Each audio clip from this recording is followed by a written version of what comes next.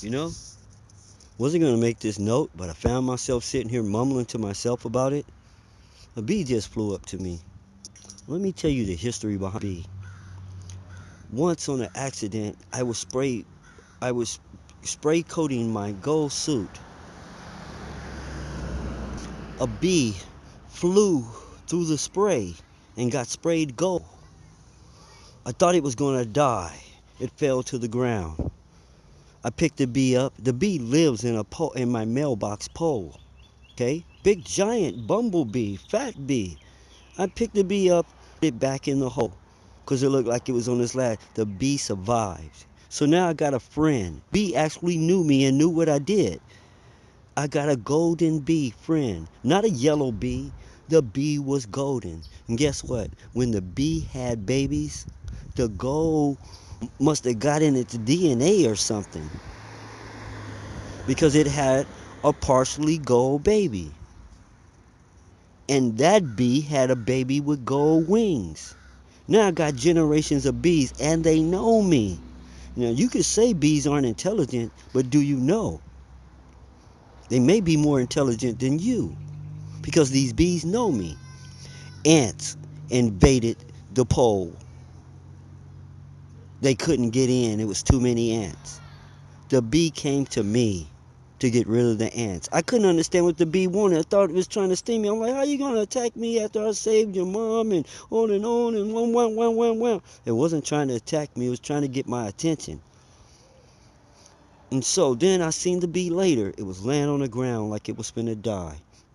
The ants had got to it.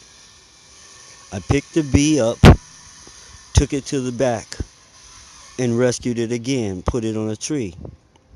Now I'm sitting here right now, and a bee comes to me, and I know what it wants because another bee came to me the other day. The ants are in our house. The ants are in our house. Get them out, get them out. Like their mom told them to come to me. If I tried to tell another human being this story, they would think I was bonkers. The story is true. Absolutely true. So, in your quest to think you're God, you need to stop looking up at the sky. You need to look down at your feet. These are the things beneath you. All right? If you want to feel like God, you may think you're above the bugs. Size does not make you above something. The ants may be superior to you, but you think because you're bigger, because you're a big superficial dummy, all right? You think because you're bigger, you are more better, higher creature than them. So understand this: there are levels to these worlds, and every level up, the creatures are bigger until you get down to the little small ball that we are. See, in order to put a world inside a world, the people have to be smaller than the first world, okay? Don't pay any attention to the background, all right? Baby monster's still a monster, all right? Baby vampire is still a vampire. I already spoke up about the background noise. You hear the sound? Saw? Don't think when I say vampire, I mean white people. That's you thinking white people. This is a guy over here. He's not calling himself white. He's calling himself Mexican. He does not know what controlled him and makes him go left and right either. He does not know when he's being used for a puppet. He doesn't even know he's a puppet. Thinks he's a real boy like Pinocchio. So let me go on and tell you.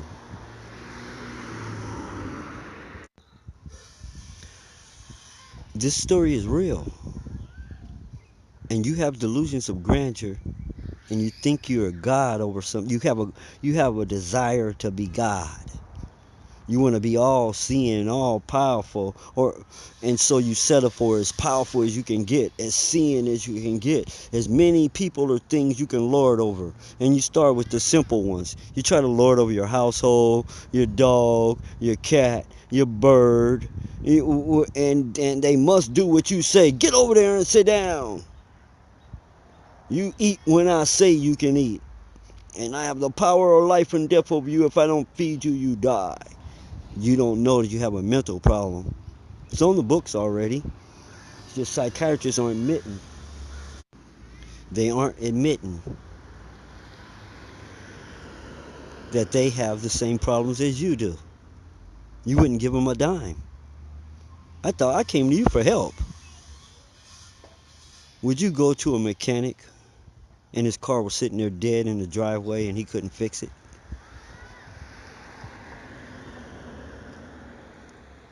So what I'm saying is this.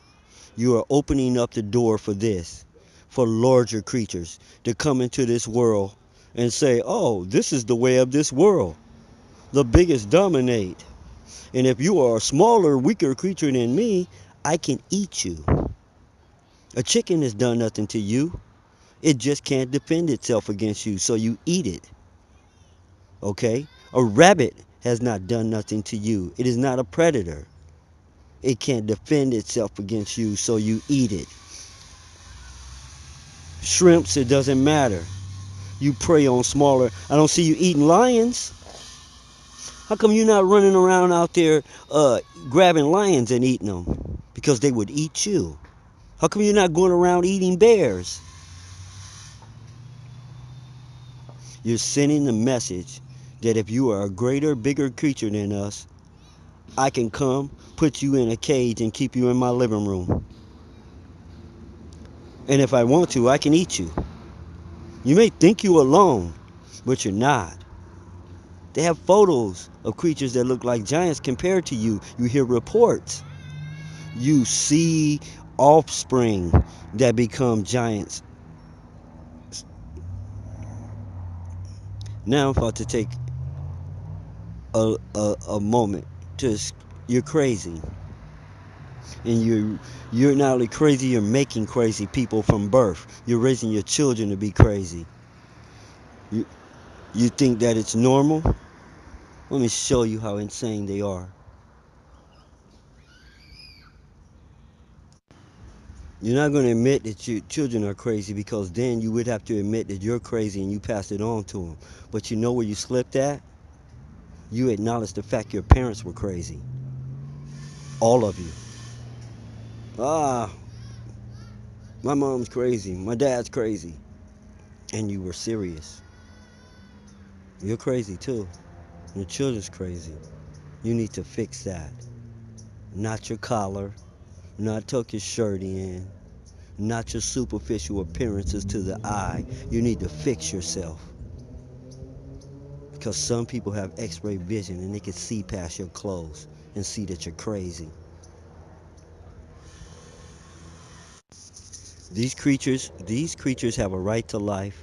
They're intelligent beings like you, but you give them your own names. Insects, animals, they are beings just like you. To some other beings, you may be an animal, an insect, but you want to be thought of as a being. This goes back to the ones, to the one rule. Treat it. It doesn't say your fellow man. Everyone.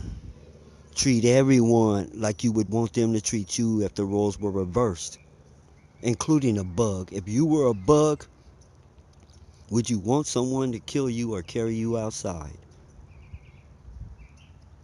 You, you know how you know that you're crazy?